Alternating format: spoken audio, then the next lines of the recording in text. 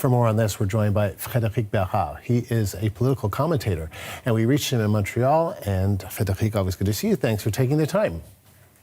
Thanks to you. Okay, so how important do you think, just generally, given that this is, as I mentioned, the first time that we're back with Parliament since the NDP, in Jagmeet Singh's words, ripped up their agreement to keep the Liberals in power. How important do you think these two by-elections are? Well, they're major for two persons, for Justin Trudeau for sure, and also for Jagmeet Singh. I think that here in Montreal, it's certainly some kind of referendum on Trudeau's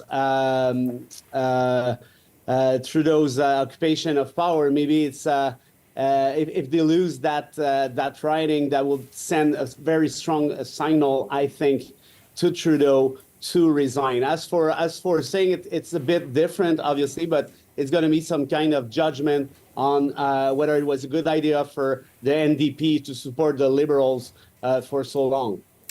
Frédéric, we've heard Justin Trudeau, and he's basically said to his caucus, he said publicly, he's not going anywhere, no matter what happens tonight in the Montreal by-election, because we don't expect the Liberals to be, it's more of a conservative NDP fight in Winnipeg. So what do you make of that?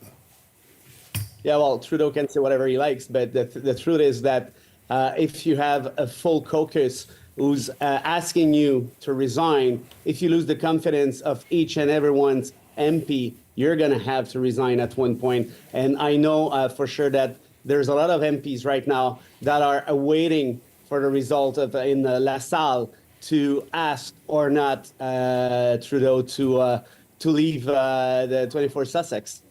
Okay, so you think you think that, or from the MPs that you're speaking to, that if the Liberals do lose that La Salle Mart Verdun riding in this by-election tonight, that the chorus will grow louder for him to go?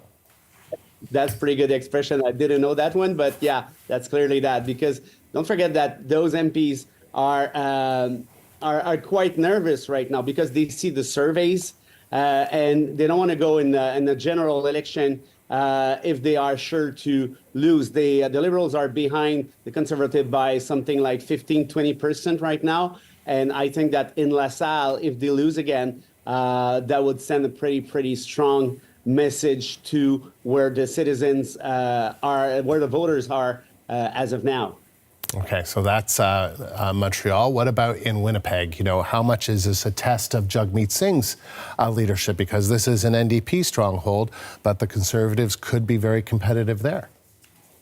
Yeah, you just said it. I mean, it's going to be a strong, a very important decision on the Singh leadership in Winnipeg, because as you might know, there's a very tight race between the NDP and the Conservative right now in Winnipeg. So as for Trudeau, let's say that he has a break about that one. But as for saying, I think, as I said earlier, it's going to be like some kind of judgment about whether it was a good idea for the NDP to support Liberals for a few years, or it was just a mistake. My call on it, Andrew, is that there are many voters who think that the NDP did play the game of the Liberals to a certain extent. They deserve the same treatment, which is not voting for them, actually.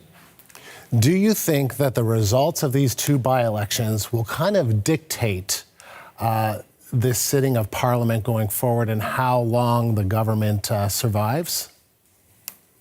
That's a pretty good question. I'm not sure 100%. It might have an influence, obviously, but I'm not sure that it's going to be like a final judgment, in the sense that I'm not quite sure that the Bloc Québécois wants to go in election right now. I think that the Bloc will like to wait a little bit to make sure that Pierre Poilievre goes down in the survey before launching a new campaign, because as of now here in Quebec, there's a very tight race between the Bloc and the Conservative.